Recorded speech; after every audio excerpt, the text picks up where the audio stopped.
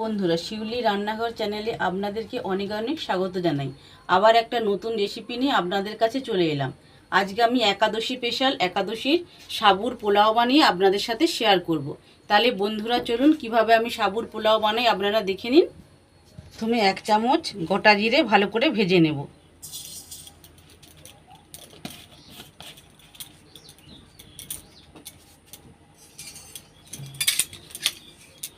শুকনো কড়াই ভাজবো, তেল দেব না।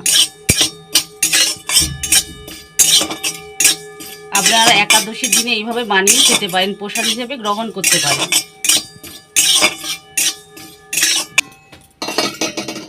জিরেটা ভালো করে ভেজে নিয়েছি, এবার নামিয়ে নেব।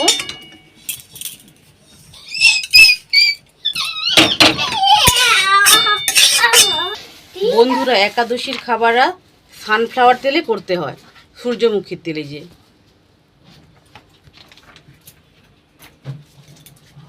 দিয়ে দেব।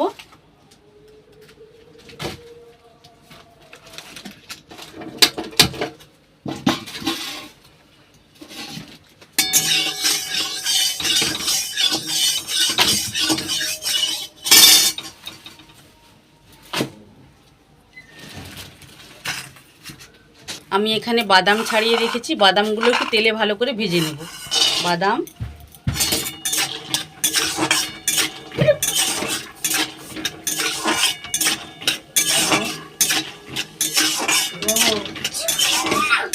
বাদামগুলো ভালো করে ভেজে নিয়েছি, এবার তুলে নেব।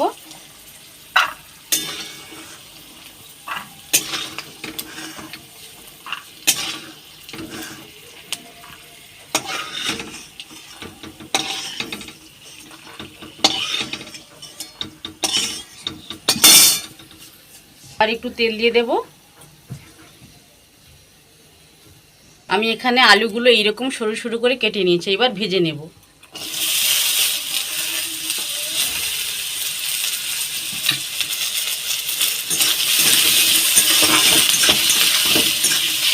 আমি আলুতে হলুদ দেব না, একাদশীর খাবারে হলুদ দিতে নেই।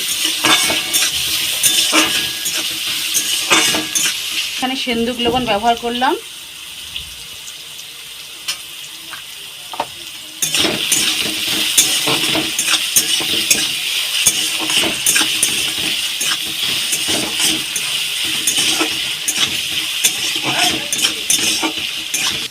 আমি এখানে সাবুটা আধ ঘন্টা আগে ভিজিয়ে রেখেছিলাম, এইরকম সুন্দর করে ভিজিয়ে নিয়েছি। আলুগুলো খুব সুন্দর করে ভেজে নিয়েছি, এইবার ভিজিয়ে রাখা সাবু দিয়ে দেব।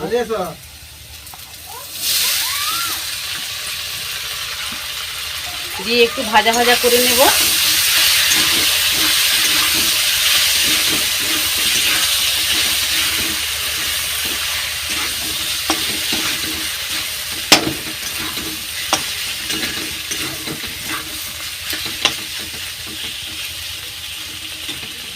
এক চামচ ঘি দিয়ে দেব।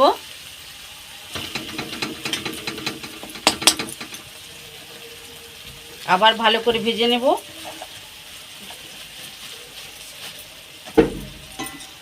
আজকে তাহলে তো গায়ে ফেলাবি আমাদের জানি।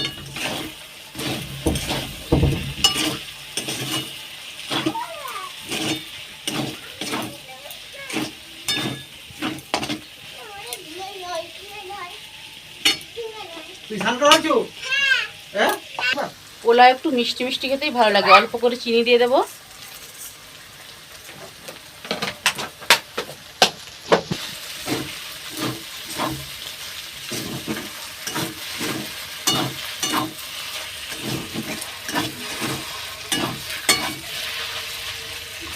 ভিজে রাখা বাদামগুলো দিয়ে দেব।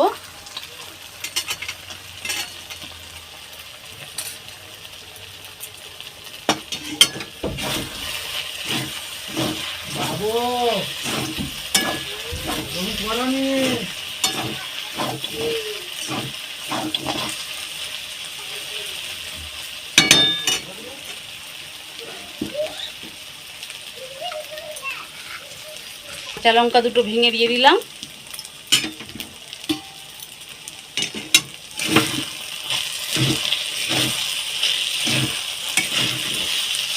সাবুর পোলাওটা একদম রেডি হয়ে গিয়েছে।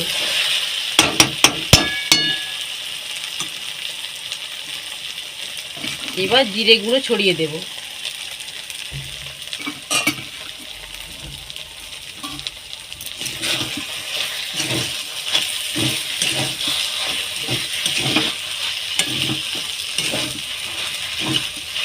এইবার নামিয়ে নেব।